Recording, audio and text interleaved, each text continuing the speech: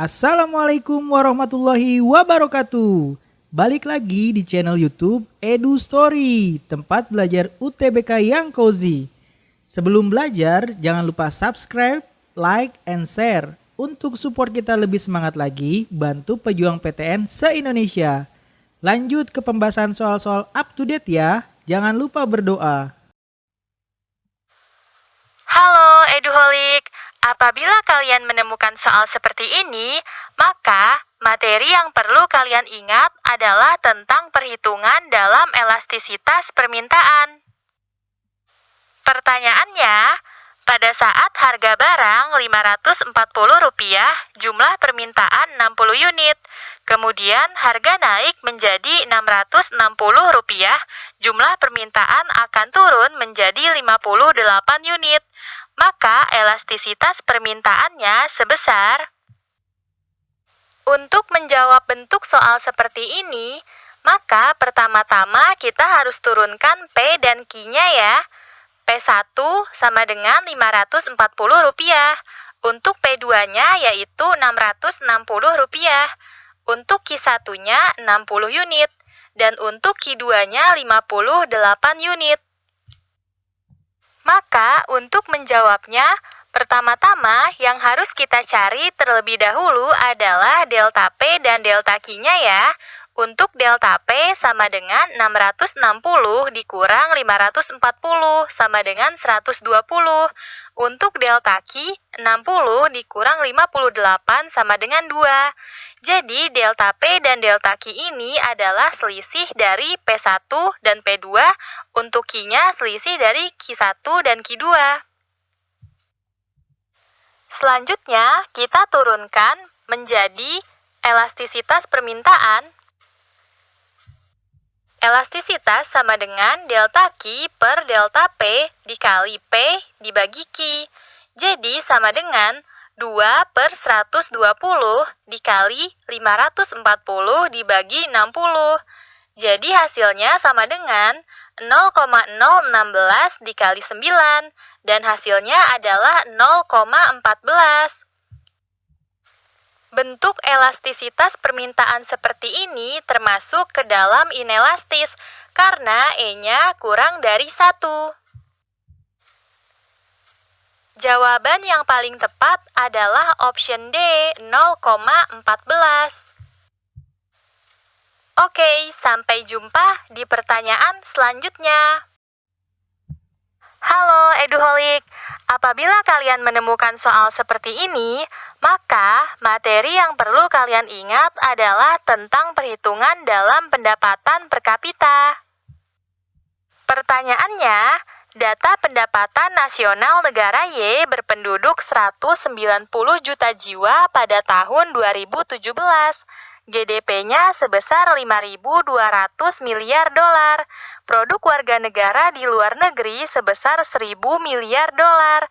Produk asing di dalam negeri sebesar 320 miliar dolar. Penyusutannya sebesar 380 miliar dolar. Pajak tidak langsungnya sebesar 1.600 miliar dolar. Maka, yang ditanyakan besar pendapatan per kapita negara Y adalah. Untuk menjawab bentuk soal seperti ini, maka pertama-tama yang harus kita turunkan adalah rumus dari PNB ya. PNB sama dengan GDP ditambah produk warga negara di luar negeri dikurangi produk warga negara asing di dalam negeri. Selanjutnya, kita turunkan GDP-nya yaitu sebesar 5.200 miliar dolar ditambah produk warga negara di luar negeri sebesar 1.000 miliar dolar dikurangi produk warga negara asing di dalam negeri sebesar 320 miliar dolar. Jadi hasilnya adalah 5.880 miliar dolar. Selanjutnya, mari kita hitung pendapatan per kapitanya ya. Rumusnya adalah PNB dibagi jumlah penduduk. ANB yang sudah ketemu tadi kita masukkan ke sini ya, menjadi 5.880 miliar dolar dibagi jumlah penduduknya, yaitu 190 juta jiwa. Jadi hasilnya sama dengan 30,94 miliar dolar. Jadi jawaban yang paling tepat adalah option D. Oke, sampai jumpa di pertanyaan selanjutnya. Halo Eduholik, apabila kalian menemukan soal seperti ini, maka materi yang perlu kalian ingat adalah tentang akuntansi. Pertanyaannya, Ibu Ana menyewa villa untuk liburan bersama keluarga selama 1 bulan sebesar 10 juta rupiah. Jurnal yang dibuat adalah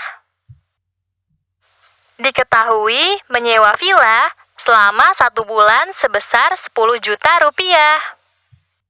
Maka persamaan akuntansinya adalah sewa dibayar di muka, jadi di debit. Karena menyewa tempat untuk dipakai, sedangkan kas berada di kredit, karena selama 1 bulan dibayar sebesar 10 juta rupiah. Jadi, jawaban yang paling tepat adalah option E, sewa dibayar di muka, di debit, dan kas berada di kredit sebesar 10 juta rupiah.